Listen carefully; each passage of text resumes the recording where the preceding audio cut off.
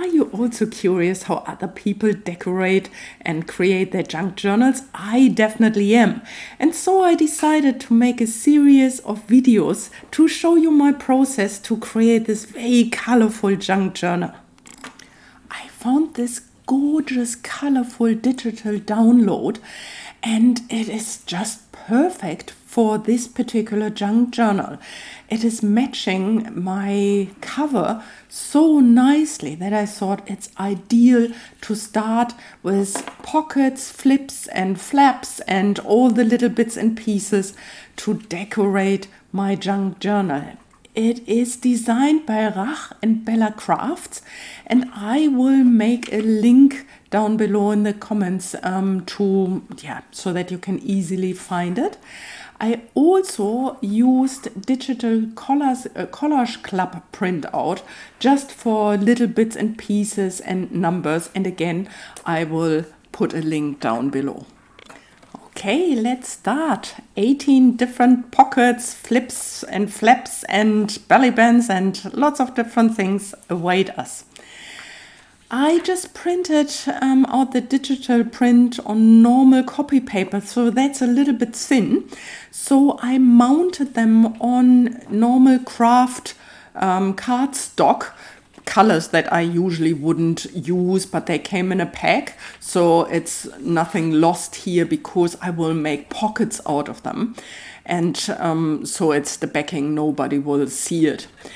I have a cutter, and that's very, very handy, but of course you can use scissors or a craft knife to cut this down. I measured my journal before, and so I am cutting the pieces to size so that I can use them later as pockets that are fitting on my pages. Just double checking. Yeah, right size. And here I'm not measuring because I am just cutting them to different sizes. I know the width, it's okay with the width of the pages, but how tall they are or so, it doesn't matter. I have here different pieces, different sizes, different lengths, so that I can play around. Starting on my cover, on the inside of my cover, just seeing, okay, so how do the different pieces look like? Do I want a pocket on the bottom or a side tag? I think I prefer the side tag. I really like that one. Yep, it looks nice. Just measuring the length of my journal and just cutting off the end. And I will definitely later on use this one as a little ticket or something to embellish the rest of my journey with. Nothing gets wasted. Yeah, I try to find the middle of my tuck spot because I am so bad just to wing it, just to guess where the middle is, because I want to use my punch to make half a circle so it's easier to get something in and out of the pocket. And if I don't measure it, I never manage to get it in. Here I'm using distressed oxide ink to darken the corners a little bit. I always like it when it looks a little bit vintage and rough, and page number 1. And I thought that would be a nice addition. Again, using the oxide ink to darken the sides. I'm using Vintage Photo to do this, and just a normal glue stick to attach it to my side pocket.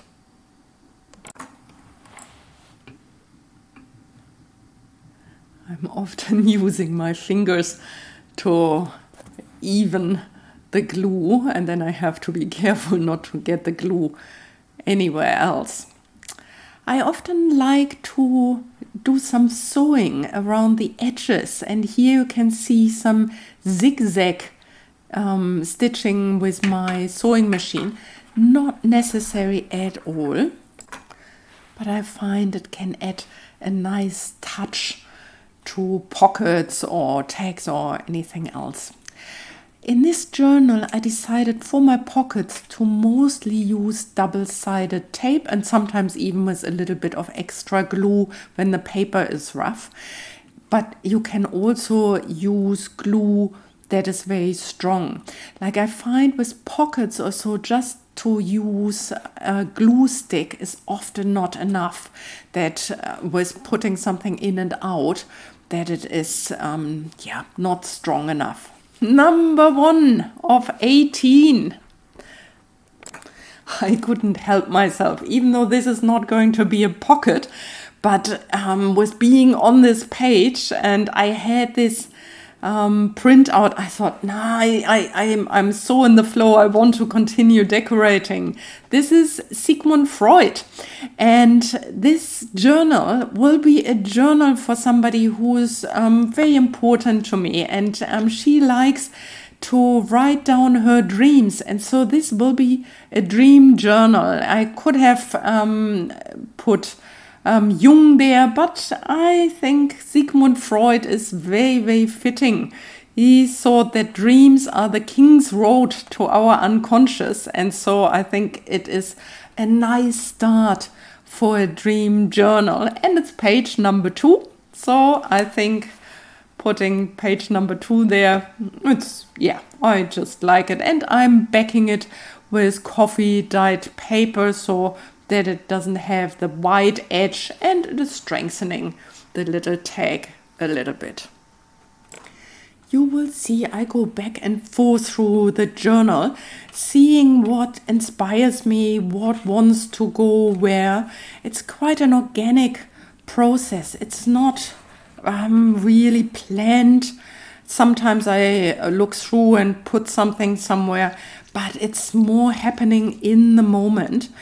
I will walk you through, but also to let you know at the end there's a full flip through the journal, so that if you want to see everything at once, you can go to the end. But I hope you love staying with me and watching, and maybe you have a cup of tea or a cup of coffee, or you even craft with me while watching this video. Here you can see again I made a little half circle, sew around the edges and using double-sided tape, and here also a little bit of liquid glue because the paper underneath is very rough and I just wanted to make sure it's really securely attached. And here we have pocket number 2.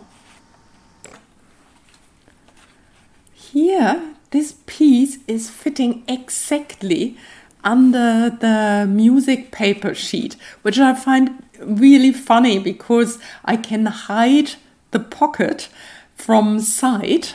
So when you flip through it, you don't know that it will come. And I like these little surprises very much. And so here you can see, you can't see it, and then ta-ta, there's this colorful number 3 pocket. So let's see where the next pocket wants to go. I think I will start decorating the bag first.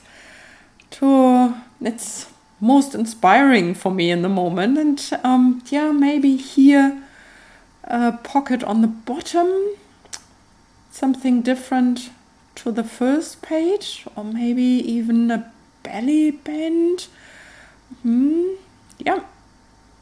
Maybe like this. I can tuck something under it. Not so sure. I think I like in the cover pages, I like the side pockets. I did some sewing around it again, but this time I have a black thread. You can see here the other stopped and I continued with black thread. I don't mind, it's a junk journal. I love this. That's pocket number 4.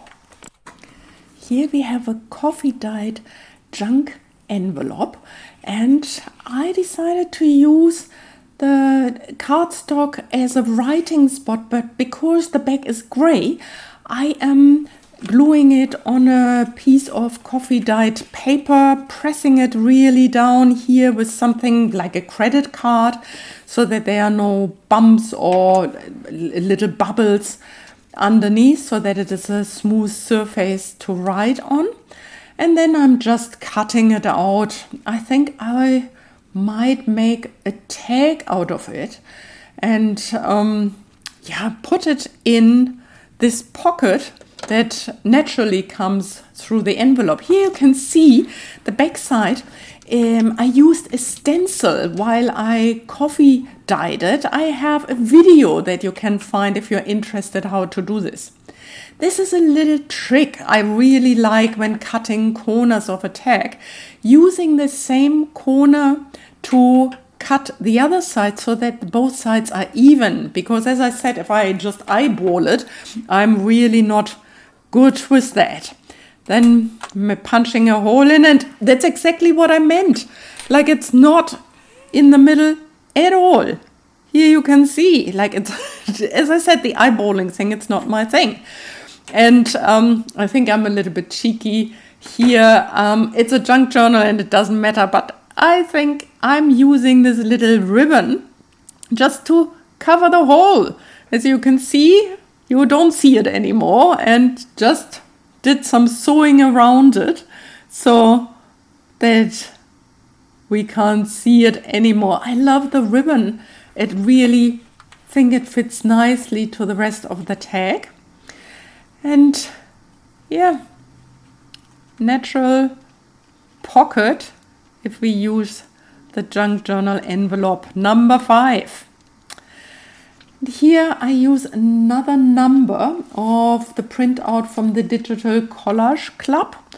I just don't like the side of the envelope with these stripes, and I think putting the number 1 over it makes it look a little bit nicer. Okay, let's see. Yes, I decided to make a belly band. I was sewing around it again. I didn't want to have another pocket. And because the paper is so rough, I decided not to use glue, but to staple it in so that it is really strongly attached to the paper, so I can slide things under and can take them in and out without risking that the belly band will come loose quickly. So with stapling, I think it's a good choice. So that's number 6. And now let's see. Oh, they're a little tag, but obviously I decided not to go with that. And here is another junk journal pocket that comes out of a bag. Like there were little nuts in it. So I cut the bottom open so that it is a little pocket with a see-through window. And here I'm using the printout just to decorate the pocket, to cover up the product information, because I don't want to keep them. And so this decoration fits nicely to the rest of the pockets and to the cover of this journal. And I'm using one more of the little bits of the Digital Collage Club printout again to cover up here the product information. I like including this kind of pockets in my journal. And yeah, this one is number 7.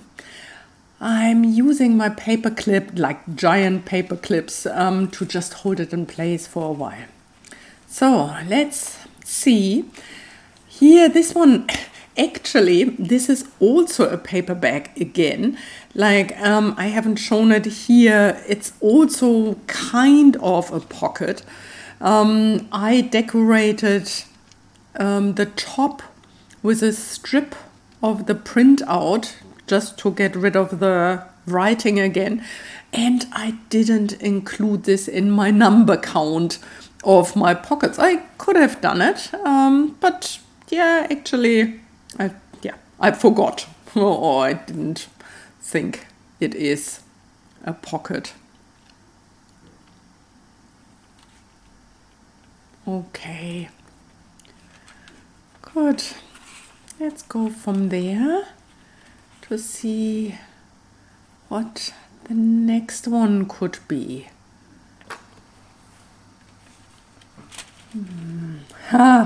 Yeah, I didn't film that.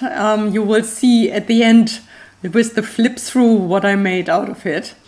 And here I wanted to do flips to create more writing spots. And yeah, for that I cut some of the pieces to side, and my wish was to have these flips using washi tape here, where you can then journal on the back side here with the coffee dyed paper, and you can again see a little bit of the leftover, the stenciling.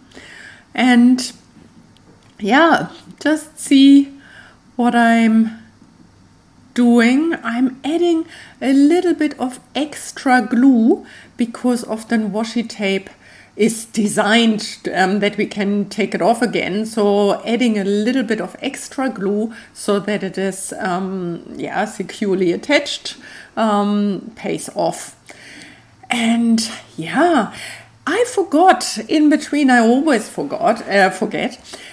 When you like content like this and you are enjoying seeing me creating my junk journal, adding bits and pieces to it, I will make more videos like that step by step until the entire junk journal is filled. So if you don't want to miss any of the videos, please don't forget to subscribe and ring the notification bell so you get always informed when the next one is coming out.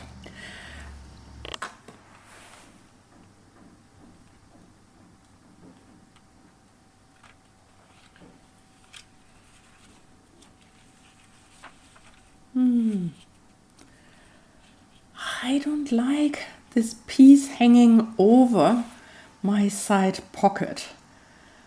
So I think I make another pocket out of it by just folding it over and gluing down the top and the bottom.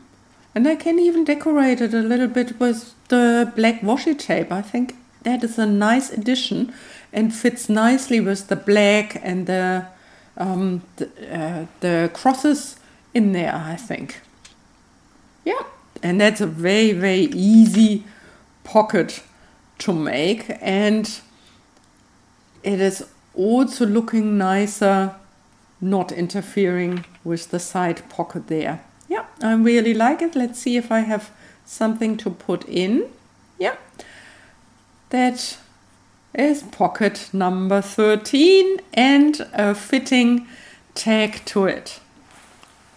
Good, let's have another look here. With cutting the bits and pieces down, I always have these leftovers that I'm collecting so that I can decorate. And here I can make like a triangle shape pocket. And here, that is one trick. Sometimes I find the double-sided tape is too wide. If I have a small pocket, then it takes up too much space. But what I do here is I'm just making it thinner. I'm just cutting it down so that I have 3 very, very small slices of the double-sided tape, and it works nicely. There's no problem. Can you see? Yeah, I'm using a little bit of liquid glue on top of it because it's such a thin layer, just to make sure that it is actually holding and is glued down nicely. Good. Pocket number 14. I like it. I can tuck something behind it, and yeah, it seems nice and secure. Nice little pocket. Oh, I think that's a good spot for a triangle-ish corner on the bottom. I'm cutting off a triangle here, and like before, just inking the corners using my circle punch to cut in a half circle so it's easier to get things in and out, and using the leftover of the thinly sliced double-sided tape here and a little bit of extra glue, I think, like before, to secure it nicely on the page. I always have to hold this closure to the side. Yeah, easy peasy. Number 15, all good. I'm using some paper clips to hold it in place. And here I think I would like to have a vertical, also like a triangle side tuck kind of pocket. Yeah, using again my leftover double-sided tape.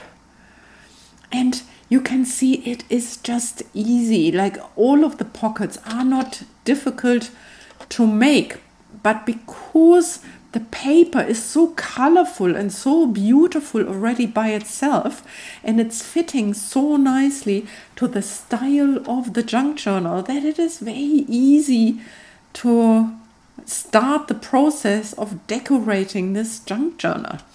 I really enjoy the process, and here I'm securing it again so that it can dry. This is pocket number 16. So we are slowly coming to an end here. Okay, let's see. I have these 2 triangles that I just cut off, the previous ones, and I think I can make nice little corner pockets or tuck-ins out of this. And with that, I have number 17 and number 18.